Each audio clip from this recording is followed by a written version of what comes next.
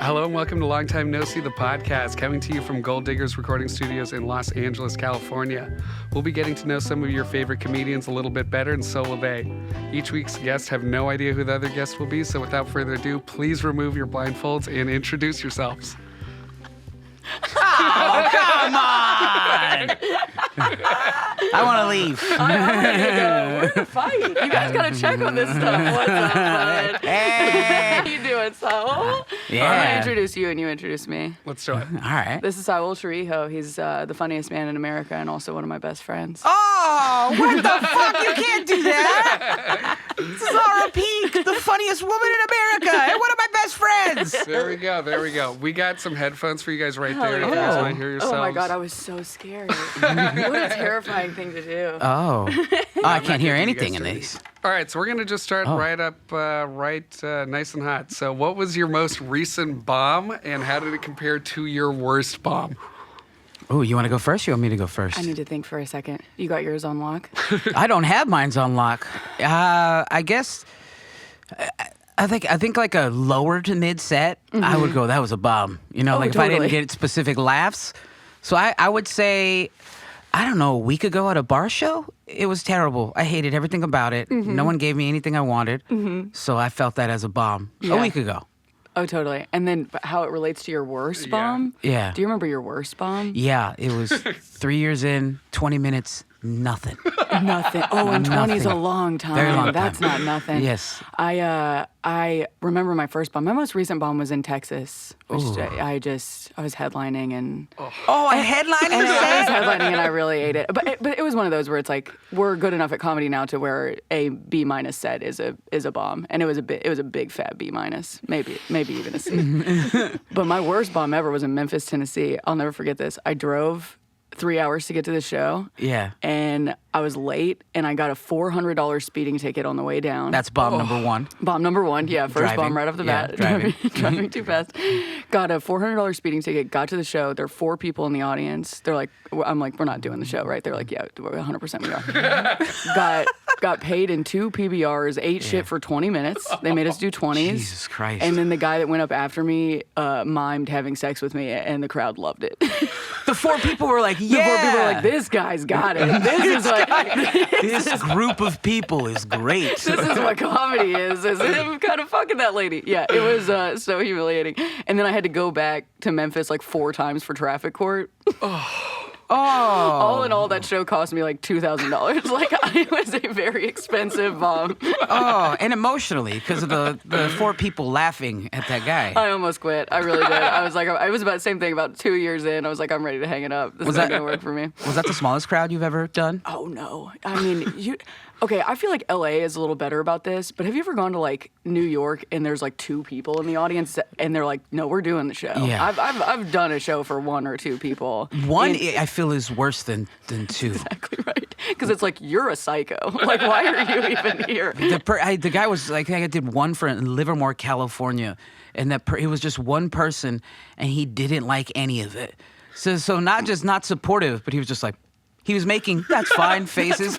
Why are we here? Why is the producer letting this happen? Exactly. I would rather you be screaming at me at the Yeah. top of your lungs than being like, it's really not just coming It was together for me right awful. now. That's terrible. Yeah. All right, if you could recast your favorite movie with comedians, who would be in it now? Oh, man. That's fun. Okay, I don't know if this is my favorite movie, but a movie I've been thinking about a lot because I always watch it a bunch during the holidays is Planes, Trains, and Automobiles. My family and I always watched it together.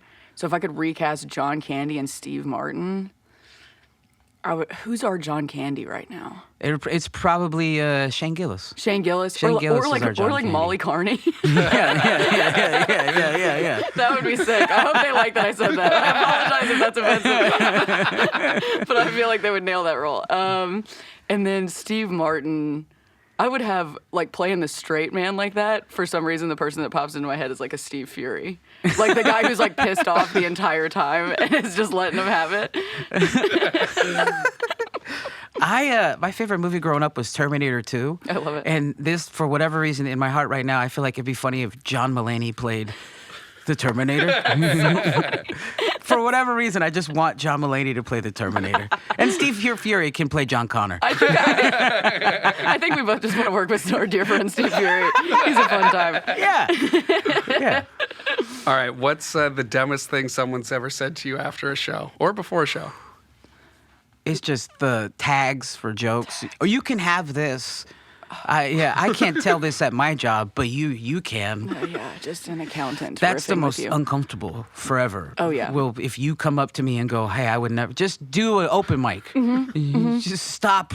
Give it a shot. Yeah. Lie to your wife and go to the third wheel and do an open mic. Oh no! What? I feel like it's a good place to start. I'm not shitting on it. There's Jenga and shit. Yeah, exactly. Man, I mean, people say so much stupid shit. I feel like the here's a tag thing. Here's what I don't like. And I was talking about this with a friend recently. When other comics do the thing where you clearly did not do badly and they're like, you'll get them next time. I'm like, fuck you. Because every time I can believe that the set was bad no matter what happened. Like, you could be objectively killing and one thing wouldn't work and I'd be like, he's serious. He really thinks I did a bad job. So that's just me being too sensitive. Do you ever give someone the good set fist bump that you didn't mean and then you go home and cry that you did it? I do a lot. I yell at myself in the mirror. I was like, you didn't mean that fist bump. You didn't have to do that. What have you become? Well, and it's like, unless somebody is a year and a half in, they know that they bombed. So it's like when somebody does that to me, they're like, hey, good job. I'm like, I know you don't mean that, and this hurts. I thought we were friends. Be honest with me. The meanest part is that because I do it so deadpan, I go, good set. It was so I didn't mean it, and they know I didn't mean it, but it's so I still did it. When my brain goes into autopilot with the fist bump, it's not good. They're like, so, seems really proud of me, but he has no affect at all. He's really not, he doesn't emote very much, but I think he's really inspired by my career. He loves my jokes. No.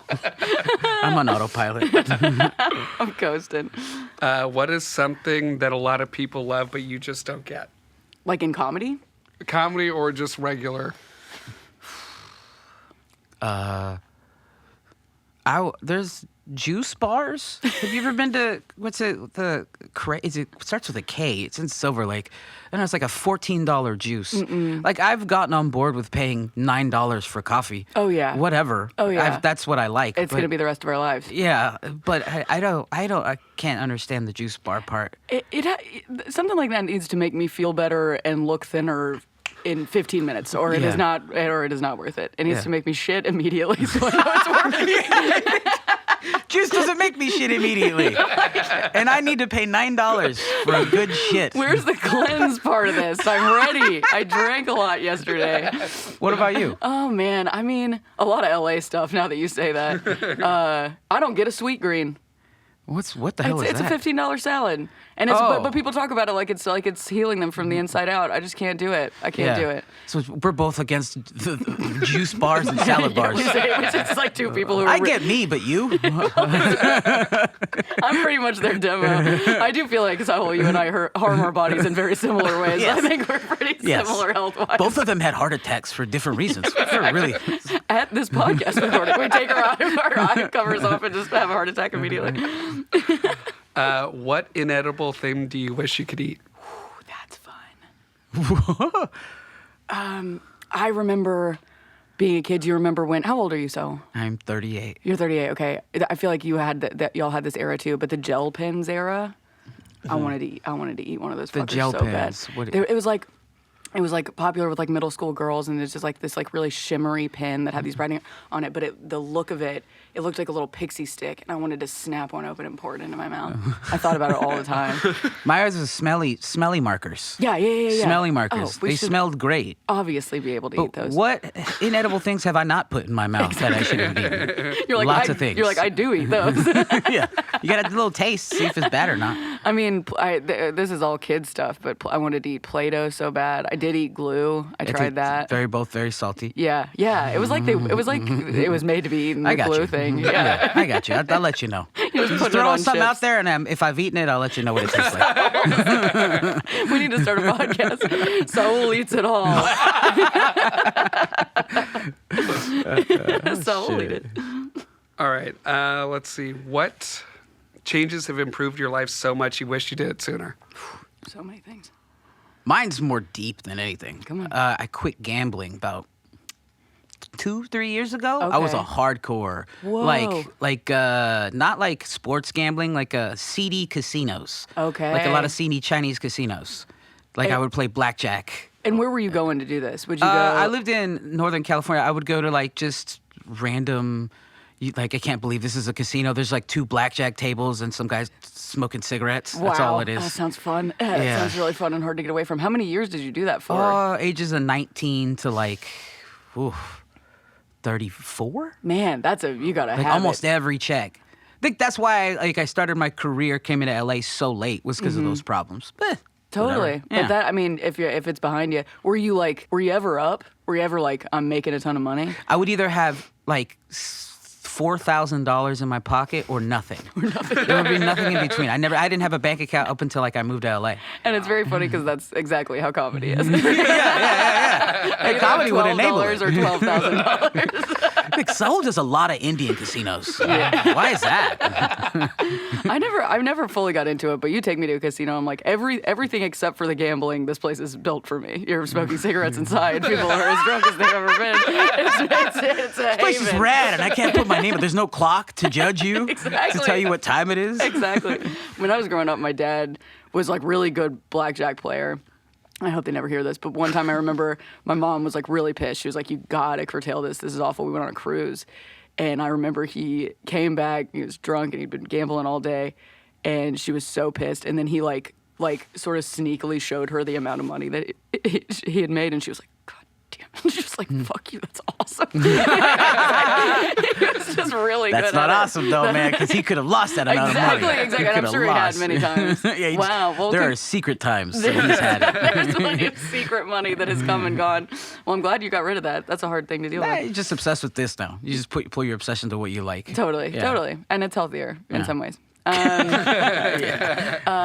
I mean, this is a pretty obvious and basic thing, but I started during the pandemic. I started like exercising regularly, and I was like, oh shit! I'd always just treated my body like a garbage can, and all of a sudden, it's like it's the only reason I have energy. I feel confident all the time. I feel healthy. What do you do for exercise? I've been running. I'm a running? runner these days. Yeah, Okay. I lived out in Silver Lake, and I started running around the reservoir all the time. And now I take hikes a lot. I'm doing yoga. I'm figuring it out. It is post-pandemic. It was so funny though because I was so healthy throughout all of the pandemic, and then it was just like the two sides of myself just Clashing? clashing. The one who like loves gin and cigarettes, and the one who like runs 2 miles a day were like up against each other. Those two, they could be together. They're chill. They're chill. Her name's Lauren. You're just running with cigarettes. Like, she's wild. And I think I like her. Do you guys believe in ghosts? You almost spit your coffee out. I just love these questions. They're very Jack Pink questions. No, I don't. I don't think I do. I don't now, but it took a while because I grew up very Catholic. Yeah, me so too. it was like, I have a joke about ghosts. So I think a little piece of me. Did I run down the hallway a little bit the other night because my heater clicked too loud? Yes. I did. But I'm trying to not believe in ghosts. How about that? I'm trying to not believe in ghosts. Yeah, That he's- works. he's- What, he's have off you the had wagon. any paranormal experiences that like stand out that you're trying to explain away? Mostly stories that would like enable me to believe in ghosts. Like a lot of my dad would tell me a story about like dolls and how he didn't want to leave dolls in the house because they're like the gateway for spirits to go in and possess the dolls to come after you. I was like, I'm like 8, dog. You don't gotta tell me that shit, fool. I could have lived without this information for the rest of my life. That is terrifying. Dolls scare the shit out of me, I guess. But no, I've never had any paranormal experiences. Anytime that I get really afraid and I think it's like related to paranormal stuff, I'm always just like, no, I'm just afraid of like a guy. Like, wouldn't it be great? Wouldn't it be crazy if there was a ghost at the end of that hallway? It's like, yeah, it'd be worse It if would it be was a man I don't know. It would be a lot funnier if you thought a stalker was a ghost. Like, this goddamn ghost was outside my doorstep again. Or you gotta stop believing in ghosts and start believing in rapists. Okay, it's bad out there. All right, you Freaky Friday into the president for 24 hours starting right now. What's the first thing you do? Oh man, I mean, have sex with Jill. I'm kidding.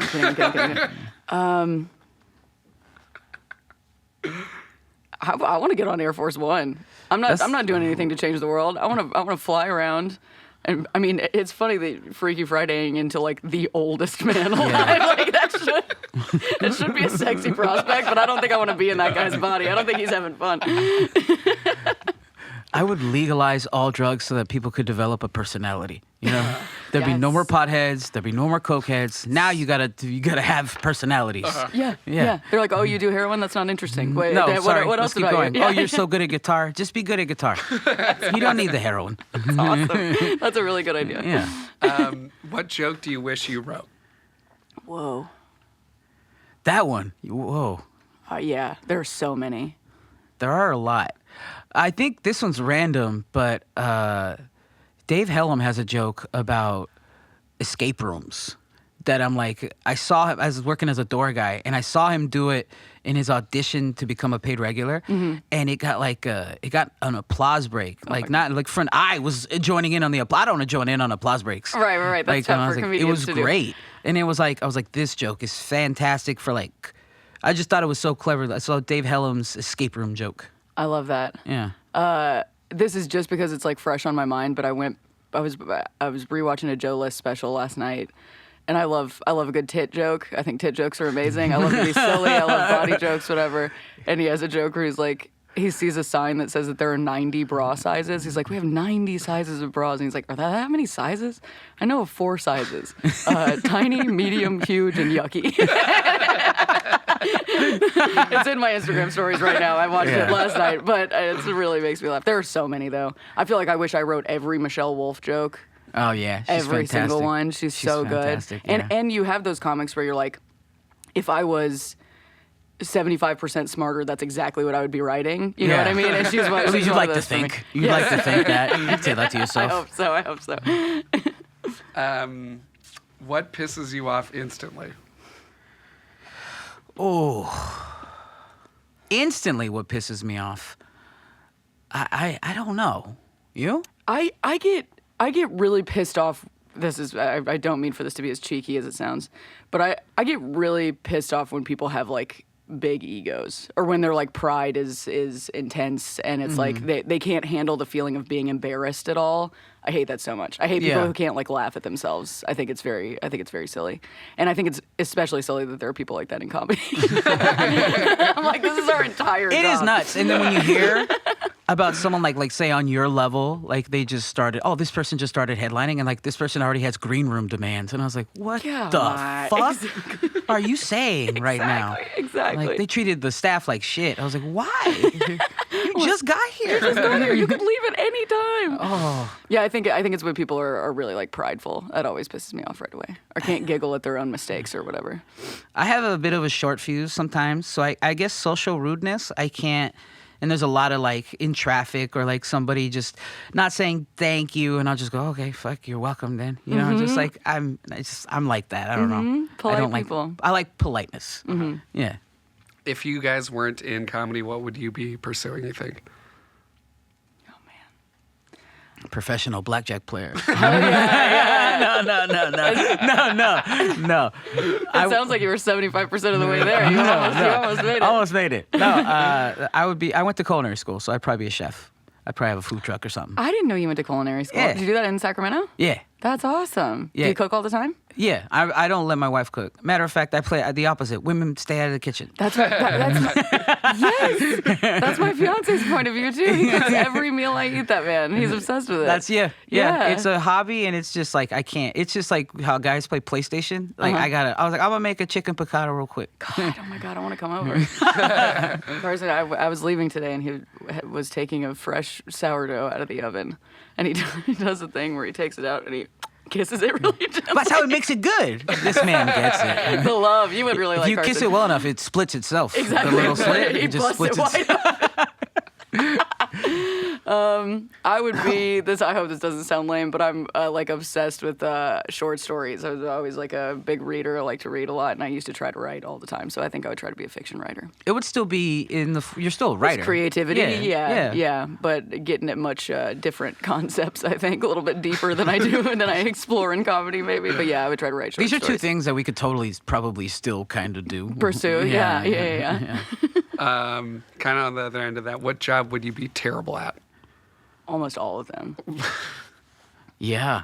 I don't know. I have a lot of like blue collar stuff I'm pretty good at, like moving stuff, and I moved out of my the apartment that we live in. I did this pretty much by myself. I was like, man, I'd be a pretty good Home Depot Mexican. You know what I mean? I'd be a pretty good mover. I just realized about myself.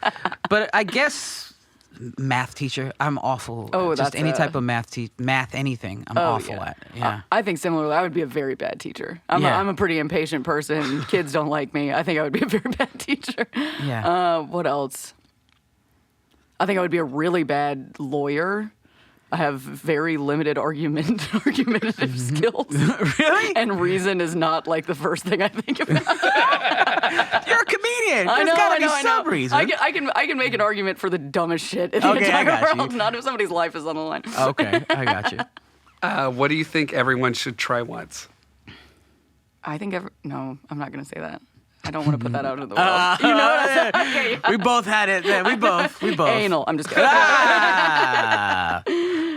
I think everybody should do some type of like high stakes public speaking to them at some point. I think it just changes you so much. It's like such a humbling thing. Whether that's like stand up or like karaoke or a speech or whatever, like you should try something where you're really nervous to be in front of people and you're doing it.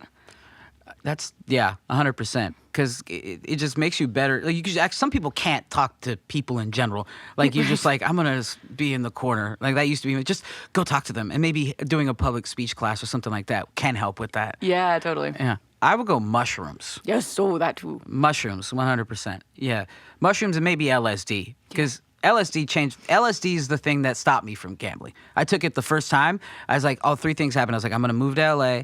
I'm gonna ask my girl to marry me, and then I'm gonna quit gambling. Wow. All in one fail swoop. I was like, whoa. It does do that though, doesn't Yeah, it? it does. The only time in my adult life that I've like quit smoking cigarettes for any considerable amount of time was right after a mushroom trip where I was like, you don't need this. And I haven't done it. We were at the store a little while ago where that guy gave us little micro doses. Yes. And Saul, who's you're one of the most zen people I know. He's like, oh great, and just pops it right in his mouth. And I was like, I'm putting this on my calendar. I'm like, figure out when I can do this. We'll figure it out. I was like, we'll figure it out. And Carson keeps going. He's taking them. He's like, this is the best. You just pop it in your mouth. And do you get like that where you're like, I don't know if I'm in the state of mind right now where tripping would be good for me? And then you do it and you're like, yeah, it's always good for you. It's almost always good for you. All the weed makes me forget that I took the mushrooms, and then the mushrooms just come back like, oh, I took these earlier. Fuck. I'm very high on weed. You think it's weed the whole time? What strain is this? Weed is cool out in California. All right, favorite restaurant and what makes it so good? Damn. This is big for you. This as is a big for foodman. me. Yeah. My favorite restaurant in LA. See, that's where I'll subcategorize. I'm like, is it LA or I all We over? know. can narrow it down. Okay, Yeah. narrow it down. And its combination vibe and food is Jones. I love Jones in West Hollywood. People say that. I love you don't like it. No, I've never been. Oh, it's great. Oh, we got to go. It's so great. It's so great. And it's like one of the only places in LA that's open. It's open until 2 at midnight, half priced everything. So they cut the prices in half of the pastas and the cocktails. It rules. It is- One of the door guys, Zach Ciappellone, he's like, yeah, I like to go there and get spaghetti and meetballs. I'm like, you're getting 1 a.m. spaghetti and meatballs? If I cannot count on 2 hands the amount of times that I've talked about Jones with Zach Ciappellone. We had a conversation about it 2 days But ago. that was his number one. He was like, I love getting their spaghetti. I'm like, they have hamburgers and stuff? He's like, yeah. I was like, and you went spaghetti? Respect. He's a classic boy. He's a Acid classic reflux at 2 a.m., huh? It is. That's true. They cut the price in half at 2 a.m. It is not something you want to fucking eat before you lay down. go to at bed. all. The heaviest possible It's food. pretty random. I guess to be true to my heart, there's a little burger place called For the Win in Franklin Village. Oh, I'm it's pretty good smash burgers. It's like just the quality of meat and the effort put forth. It's really incredible. I love a smash burger too. Yeah. I went to we were in Santa Monica the other day. Have you been to Father's Office? Mm-hmm. Burger at Father's Office. But first of all, most ridiculous name I've ever heard in my entire life. I think Father's it's so Office? Father's Office. It's pretty feels like, solid. it's like sexual or something. You know what I mean? It's like I'm gonna get spanked. Mommy's Treehouse. Calling it father is intense to me. But they had an incredible burger. That was one of the best burgers I've had in a long time. You would really like it. Oh, okay. Caramelized onions, got goat cheese on it. It was. I like that. I like she knows I like goat cheese. Well, then again, earlier I ate glue, so why wouldn't I like goat cheese? That's a very similar thing. Yeah. What's the best conspiracy theory you can make up on the spot? LA tap water makes you sterile. I'm assuming. 'Cause me and my wife are trying, and that's all I do is drink LA tap water. Y'all are trying for a baby? She doesn't want me to announce it, and I did it on this platform. And you did it on this podcast? Good for No, you. we were trying really hard at first, and then she was like, let's just stop. Let's just chill. Let's just have fun, and then whatever happens, happens. It can be so Take it can the get so stress. stressful, Yeah. for sure. Yeah. But we are a lot of microplastics out there. I wouldn't be surprised if it was doing stuff. I would not be surprised if it was doing stuff. Man, that's interesting. You know what popped into my head because I'm unoriginal? I was like, birds aren't real. It's like that's already one of them. Here's one. It's LA based too. Earthquakes don't happen. I believe it. I've slept through almost all of them. Okay, I was talking about this with Noah Fendling the other night. We were going to a show, and I'm very scared of natural disasters. Tennessee tornadoes came through all the time. It was always very terrifying to me. And so when I got here, I was like scared to death of earthquakes. I was like, this is the thing, and I like really hyper focused on it. Like kept it as a little pet anxiety that I would just like come back to all the time. And then you feel a couple, and you're like, all right, like, and I know there's inevitably something big is going to happen, but it's just like. Everybody, it gets talked about all the time, but you barely feel it. I'd like to think that you have like an earthquake safe space. Oh, I do. That you've created. I do. Oh, I have do you a- really? yes. What do you have? What's in it? What's in the bag? So y'all are gonna laugh so Come hard at me. on. All right, what's in the bag? I have 2 earthquake bags prepared. They have Life straw water bottles in them. Yeah. So you can drink horrible water. I got a bunch of Cliff Bars. I got running shoes, and I got a shitload of water. And what else? There's more food in there, I think. Yeah. It's like a 20-pound backpack. And Wow. then in my car, I have a gigantic 8-gallon thing of water in the bag. I always keep my car at least half a tank of gas in case the apocalypse happens. And I keep little bottles of water underneath like the sturdiest places in my home. So like underneath my like kitchen table, there's like little bottles of water in case we get trapped under there. Whoa, I got a plate really high on a shelf that's about to fall right now. That's how prepared I am. And then right next to it, we have a liquor shelf that is completely unprotected. That has more glass on it than you've ever seen in your life. It just gets on the bags. Oh no! Yeah, exactly. My prepared bags. We just get extremely drunk and write it up. What's your response when someone asks you to say something funny when they find out you're a comedian? Oh, I don't. I go, I didn't say words to somebody. She would do that. I go, and then I walked away. I didn't because they said it. I guess it's the way they say it. It's the optimistic, but a lot of the times they'll be drunk and they'll give me like this dismissive, like, say something funny. And I go, no, thank you. No, thank you to this attitude. Yeah, exactly. Most of the time I go, I can't be funny on the spot. Sorry. Yeah. You'll have to come see a show. In Tennessee, though, I used to, if you'd get in a lift or something and somebody would really drill you about it, I used to just say like the grossest joke that I had. Like I used to just tell like the filthiest joke I had, and they'd be like, they're like, we're Christians. Like it would not sit well with them, and they would never ask. Oh, I guess you're not coming to the show then. Oh, darn. Oh, bummer. You didn't like that 69 bit, unfortunately. What's okay to steal? Ooh. Goods, if you need them. What's not plastered to the ground, you know? I used to steal from Walmart a lot as a kid. Like if it's a giant corporation, Totally. I've talked to this about friends. Steal away. Yep. Who cares? Steal Who away. cares? Especially if you're really hurting, but not even necessarily. I do not care. A Target, a Walmart, whatever. Just don't steal from small businesses, I guess. Yeah. Yeah, that's all I ask. Have you gotten do you go to Walmart, the one in Burbank at all? No, I haven't been in a Walmart in a minute. Yeah. Bad. Well, just because they do the Costco check your receipt.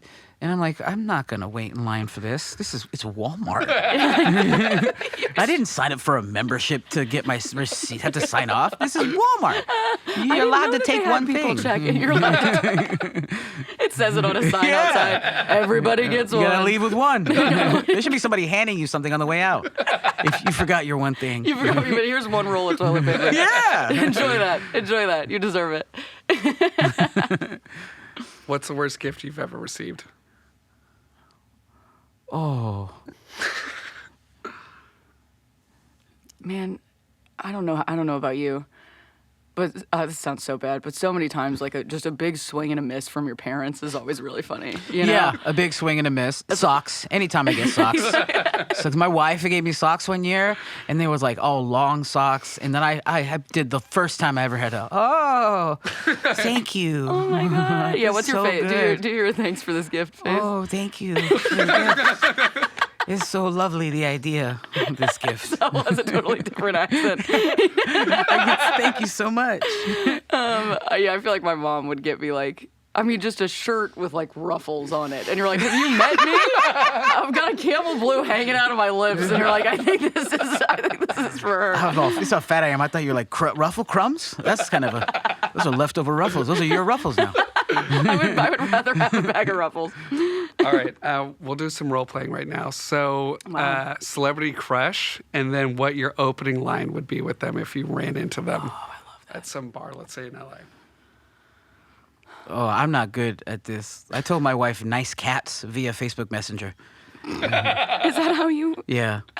It was terrible. That's really cute. That's like better than most stuff. I was It's not- sincere. Yes. I did like her cats. Her Yes. cat lives with us now. And you hear that and you go, well, there is no chance this guy's a creep. Like there is absolutely no chance that this is a bad guy. Beautiful cats. What?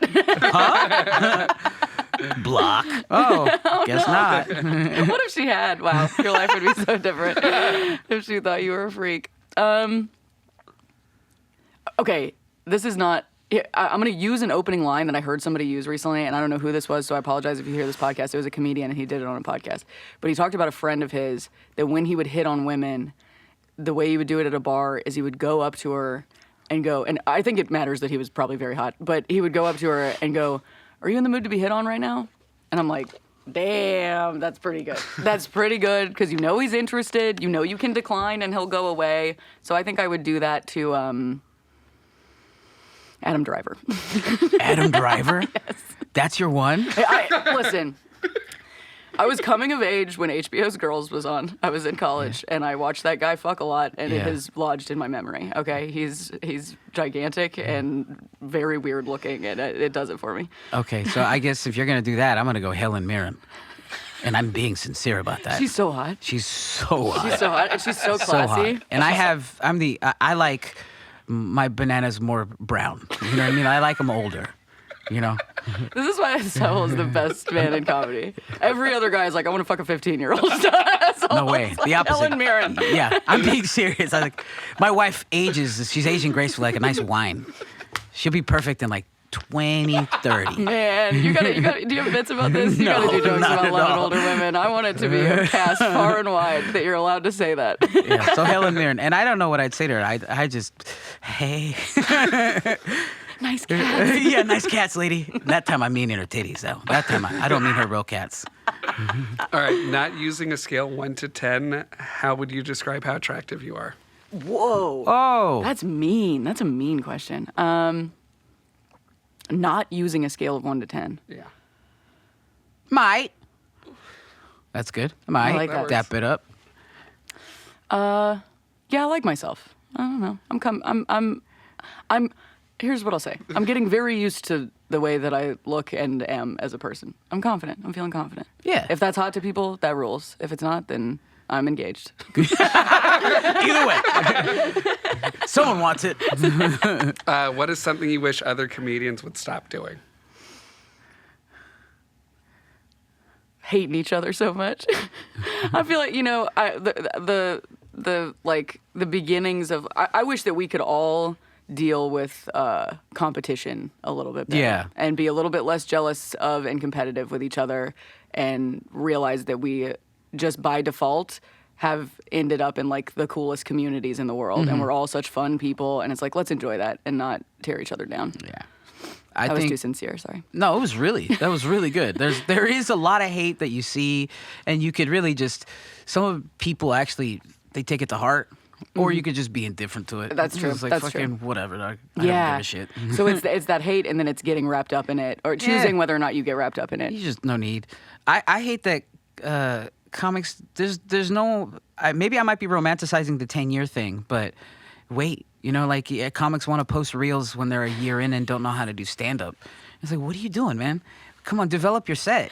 Go to these fourth wall mics if you don't go to these mics. But it's like, what are you doing? You're 3 years in, and you might get a viral video, but now people are going to come to a show, and you don't have 10 minutes. And you're going to eat shit. You're going to eat shit? I kind of can't believe that I said anything other than posting reels when you're 2 years in. It's like so obviously the answer.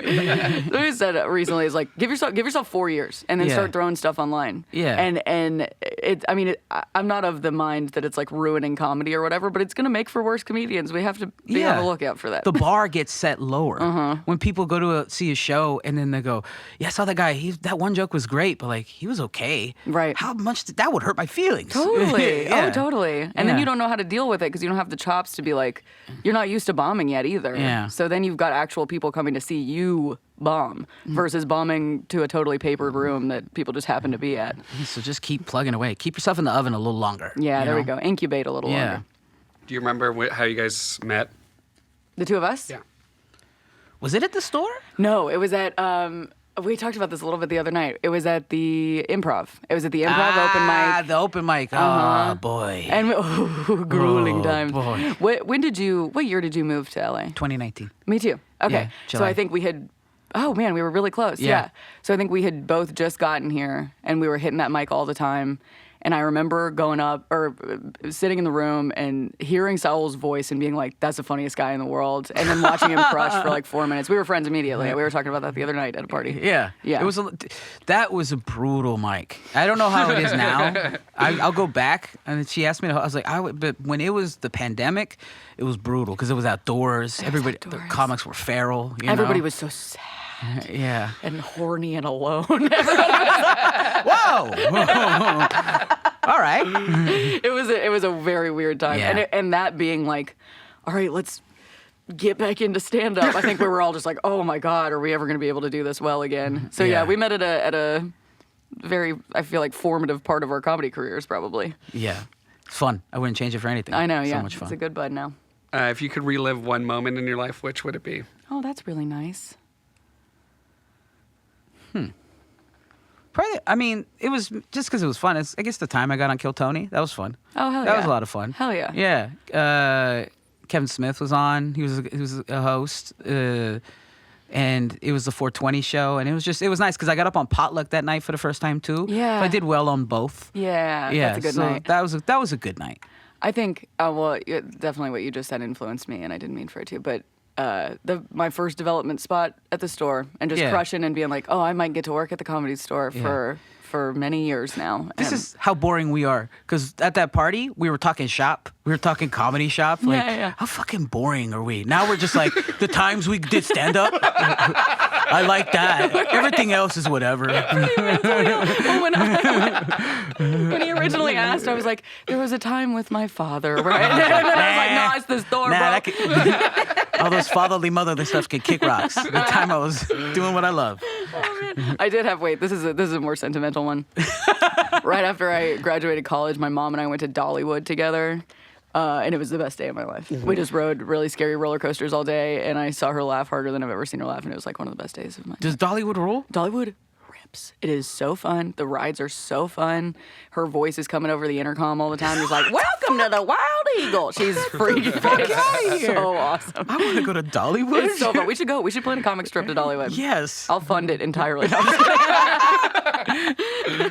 you have a pre-show ritual? I just get real nervous. I tend to like, especially when you're doing stuff now where you're like trying to try so much new stuff.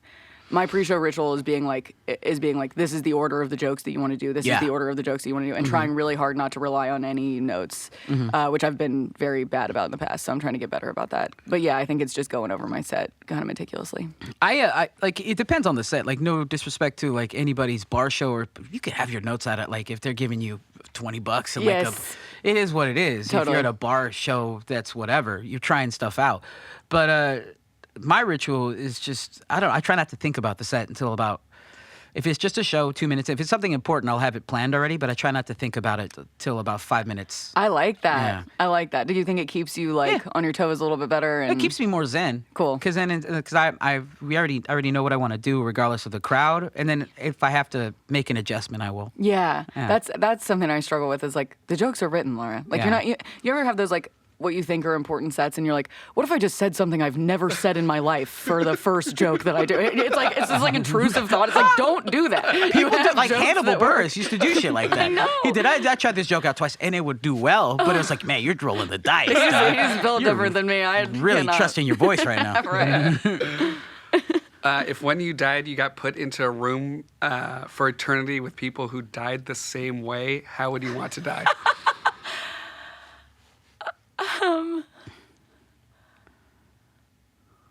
This is really bleak, but probably just alcoholism. They tend to be fun people. That's really sad, but it's probably true. I like to hang out with people who drink. I want to die in a plane crash. That'd be fun. But then you're just hanging with everybody else who died in a plane crash? That'd be pretty cool. Okay, all right. He's like, Saul's like, I love the kind of people that get on planes. Yeah, why not? Who cares? What's your wildest stand-up fantasy? Whoa. I've had like the opportunities I've never had this year where you do like a sold out theater like opening for somebody. If I could ever have that feeling of like there are 2,000 plus people here for you specifically, Yeah. that would just rip. That would be great. Yeah, yeah. I guess a Netflix special for me. Totally. Yeah. Totally. Like, people are like, oh, you can put it on YouTube. I was like, that's just have Netflix do it. That's how I feel in my heart. They're like, seem no, pretty good at it. you get a YouTube special, you do this. I'm like, no thanks. I feel that. I feel that very much. What was ruined because too many people started doing it? Reels. Yeah, I was about to say stand up on the internet. I'm thinking about putting up a reel right now, but I'm adding to the problem. Exactly. But you can't not add to the problem. You have to. That's You're the thing. problem. You recognize that. You're the problem now. I think we fully agree. It is. Yeah. It is real. There's too much of it, and sometimes you get to the end of a joke and you're like, that has 7 million views, and you're like, holy shit. Holy shit. Yeah, breathe. You're okay. I'm good at this. What do you wish you had more time for? I gotta go cornball. I wish I had more time with my wife. It's just I- hard. It's hard. Yep. It's hard because I want to spend time with her the most, and then it's just difficult. I was Yeah. gonna say the exact same thing. You want to spend time with my wife? Yeah, I want to spend more time with her. It's really nice. I just being on the road as much as I have recently, where you're just like, everything about this is good except the person that I care about the most in the world is very far away. So and like striking the balance when you are home of being like, I want to do spots and I have to do spots and I need to get better and be present in LA comedy, but then it's like that takes you away even more, and it's. I wish I didn't care. I know. I wish I was like, oh, I'm gonna go do these spots later. Instead, I'm like, hey, babe, can I go do this? Do you feel like? Because I care about her feelings a lot. So I'm like, and she's like, go ahead. And I'm like, Yes, all right. it's your career. Yeah. I think we both have very understanding partners, Yeah. but it's like that's a. I think about this a lot. If the situation were reversed, I'd be lonesome and sad. And Right? He's like a very independent kind of.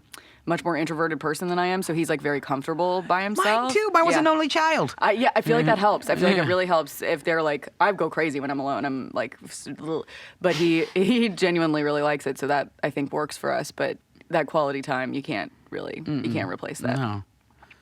What is one thing that people wouldn't believe was true about you? I played basketball junior high, and I won like the regional free throw championship in like the 7th grade, and like amongst the area. So it was like Sacramento, Stockton, Lodi. I took first place in the championship. I could really shoot. I'd like to shoot threes because I didn't have to run. I was like, I would score 6 points a game. They were like 2 threes, and they'd take me out. I'd be like, yep, did my share. Awesome. What a great way to be. That's really funny. I think because of the Nashville thing and because of how much I like talk about and think about music, I'm the worst singer in the entire world. I cannot. I mean, maybe you're like, yeah, that doesn't surprise us. But you're both looking at me like, sounds about right. You've been smoking since you were 15. But yeah, I'm terrible. I have very, very bad rhythm and I can't sing. No.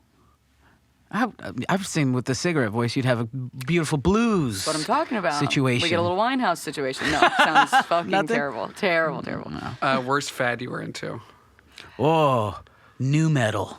And I'm still Nice. into it now. I was about to say, that's not embarrassing. That's cool. I'm going to a festival in Las Vegas in May for like Deftones and Korn are gonna be there, and Limp Bizkit would have been there, but you know. Oh, shit. That's awesome. I would like to go to a new metal show with you. Yeah. Man, I wore Jinkos for a minute. Yeah. That wasn't too bad of a fad either. Not my proudest time. It's also like every single person in the world had a pair of that Jinkos wasn't on. like you could consider that was an embarrassing time at one point. It was. I think it was definitely an embarrassing time in my life, with or without the Jinkos. There were other factors. Your house containing everything you own catches fire. After saving your loved ones and pets, you have time to safely make one final dash to save any one thing. What would it be? Any object. This is lame. Very lame answer. But I would save all the. I used to, when I first started stand up, do you write by hand or do you write on your computer? A little bit of both. Okay, yeah. Yeah. I'm a little bit of both now too. But for years, like 3-4 years when I started stand up, I filled so many notebooks with comedy. Yeah. And I love to go back and look at them and see where I was in my mind. And it's basically journaling, but it's funny. I would save all of those. Yeah, I think it's pretty similar. I'm not a big stuff person, but there's a laptop that I vaguely write like all like screenplays on. Oh, cool. So yeah, so like that's those experiences. I was like, I need those screenplays. Yeah. Like I need those. So that would be it. So it's just if I could just save the content without saving the laptop, that'd be great too. Everything else could be set on fire. I just need the words. You're standing in a fire printing them off. Fuck you, flipping off the laptop. Fuck you, laptop. You think I came back for you? I don't need you. I'm not materialistic. If you could wake up tomorrow having gained one quality or ability, what would it be? Quality or ability. Quality or ability. Be pretty cool, fly. Yeah, hell I don't yeah. want to improve myself at all. I just want to be able to be me, but airborne as well. I love that. I love how much Saul loves himself. It's so great. It's so great. It makes me feel more confident. I'm a very self-hating person, and it's inspiring to me. I think quality stands out to me. A quality that I would like to have is like I'd like to be a little bit more diligent about shit. I'd like to be a little bit more disciplined as a person, I think. That should have been the one. That shit for me should have been the one. Based on how I live my life. No way, dude. Superman. No, I'm flying. If you had to eat 10 pounds of any one food in one sitting, what would it be? Chicken wings. Chicken wings. Blocked and loaded, this guy. Yeah, it's my favorite. Chicken wings and tacos are my favorite thing. I'm a weakness. That's great. I think I would do like a Thai red curry. Ooh. Mm-hmm. You know what I mean? That's incredible. Mm-hmm. Where do you go for Thai food? There's a place. Everybody has a place. There's When a it comes to Thai place- food in LA, everybody's got a place. Everybody's got a dealer. There's so many good Thai. Like I can't find in our area. I can't find my burger spot and I can't find my taco spot. But I've got my Thai spot. I've got my sushi spot. Thai spot is called Love to Eat Thai, which is my favorite thing I've ever. Have you ever been? That one gave me. Here's the thing. I was like, this is great, but it also tasted like this is gonna hurt my stomach, and it it's did. Fucked. Yeah, it it's fucked me up. The first time I'm all right with spice. I clearly miscommunicated how spicy I wanted this, and the flavor was unbelievable, but I was miserable for like 5 days. So I've been careful ever since. I have a theory. If you go like they go 1 to 5, they're just gonna put 5. Let's just put 5. Fuck this person. That's our mild. Unless you say 0, they're like it's a 5.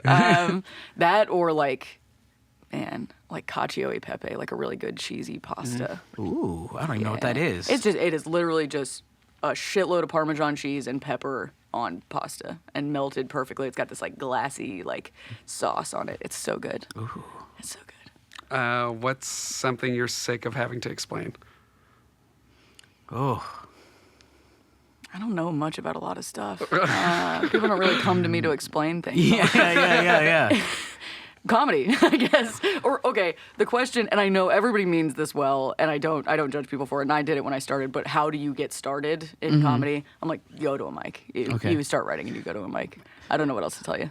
Social media, because I don't know what I'm doing. Exactly, So yeah. some comics will go, oh, you have an okay following, and I'll go, I don't know, man.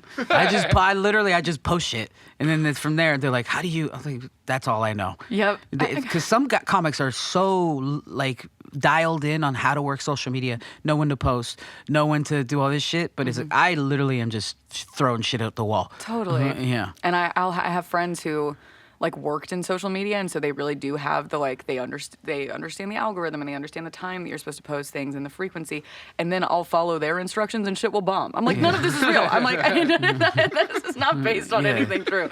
You throw one up, all of a sudden it has like 5 million views, and you're like, oh, I got a few thousand followers. That is the only way it's ever worked. Yeah, that's the only way. They're like, oh well, like effort. How about that? That's the social media. Put effort forth. Keep writing jokes and recording yourself telling them. That's all.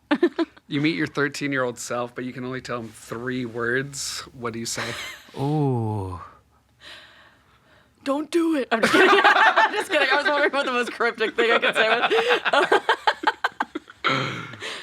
You're good enough. Oh, yes, that's sweet. Yeah. That's sweet. Yeah. Mine similar, like let it go. Stop worrying about everything so Yeah. much. Just let it go. Stop being so anxious. Yeah. Yeah. Worst date you've been on? Oof. I'm gonna say this. I don't know that I've ever been on a date. High five. Like, I don't think I've been on any official dating. It's always been comedy related for me. okay. It's yeah. always been like a girl meet me at a comedy show or like that she saw me, so she sees me do well, so it ends up going okay, but nothing Yeah. further past that. Well, I've had very serious I've had like a few very serious relationships in my life, but those like 5 of them, and they were long, over a year relationships. But those didn't come out of me like meeting them online or like going on a first date with them. It was always just like we have friends. Slowly we start hanging out. Then you sleep together or whatever, and then you're just chilling. So I feel like the feeling of like, oh, I met a guy on Hinge and I'm going on a date with him. I've never had that in my life. Never had that. I met my wife at a wedding I emceed.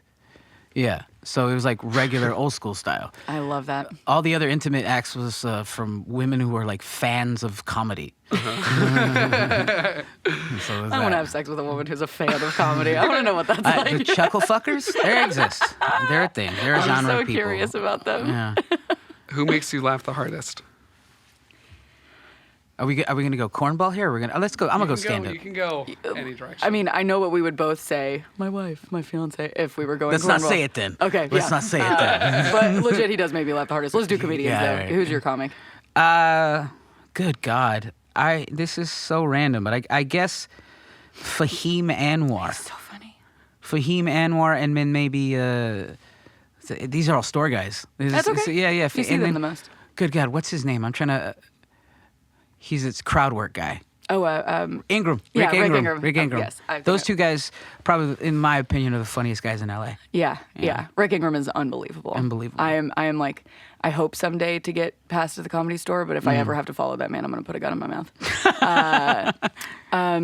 Steph Tolev makes me laugh so fucking hard. So hard. And I always feel like there's a difference between seeing somebody in person to, you know what I mean? Like I've seen her in person so much, and I like know her act, and every single time I'm like dying laughing.